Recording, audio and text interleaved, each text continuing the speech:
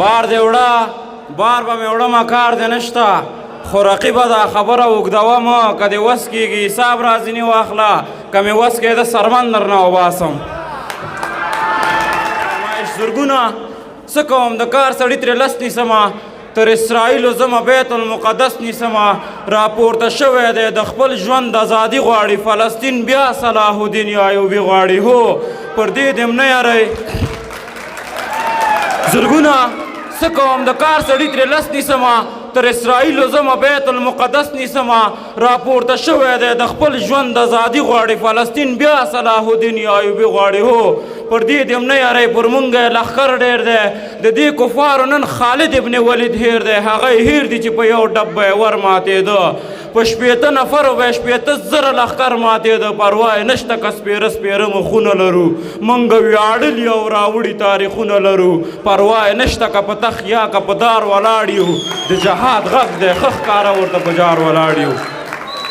پروا یې نشته که سپېره سپېره مخونه لرو مونږ ویاړلي او راوړي تاریخونه لرو پروا یې نشته که په تخ یا که په دار ولاړ یو د جهاد غږ دی ښه ښکاره ورته په جار ولاړ واک واکدار دی نه د چا د بند د سیر دی لوی بادار دی خو په خوی باندې فقیر دی ښه سړی دی د هر چا په زړه کې ځای دی د هر چا پر موبایل باندې تصویر دی د وطن د جوړولو خیال کې پروت وي همدا وایي بس همدی د خوب تعبیر دی کلک ولاړ دی په تورخم او په بولدک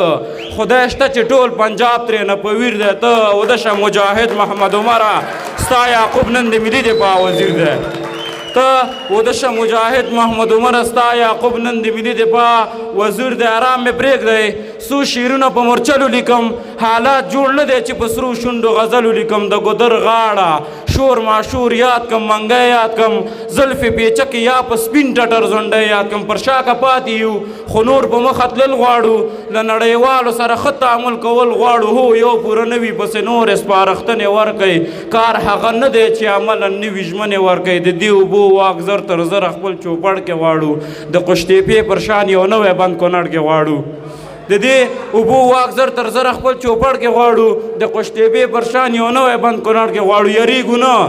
هر رنگ حالاتو ته ګریوان نیسو مونږ هغه یو چې د اور لمبو ته ځان نیسو هغه سړنګ دی لا دې ړنګ میدان ته بیا ښکته شو مونږ تیار یو چې د جنګ میدان ته بیا ښکته شو لکه مغول به وخوري سر په دغه لار مات سي په نږدې وخت کې به له خیر ازغن تار مات سي تاریخ به بیا ولیکي مونږ جنګ په ټوپکو ګټه زر به خبر شي چې پنجاب نه مو اټکو ګټه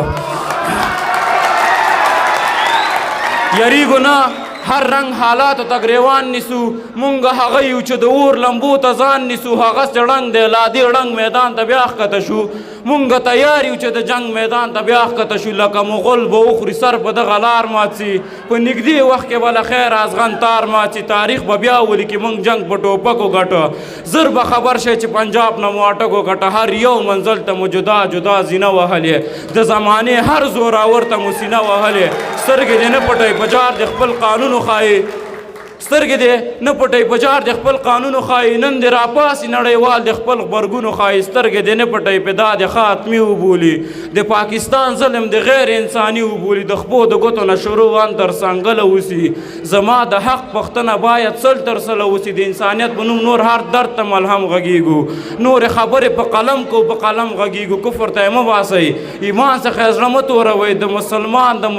څخه زړه مه توروئ په سپین کابل بیا د قتلونو جنډې مه جوړوئ د افغان وژنې په نوم نورې جبهې مه جوړوئ تازه یې پرېږدئ لسکروټو یېرې مه جوړوئ بیا څنګه سترګې غړوئ بیا سرګردانه ګورئ بیا کومه ورانه جوړوئ بیا کومه ورانه ګورئ خل فصل وکړي آخر کې ترې یاقوت و زمرود واخلي مونږ قمقلان ترېنه آخره کې باروت واخلو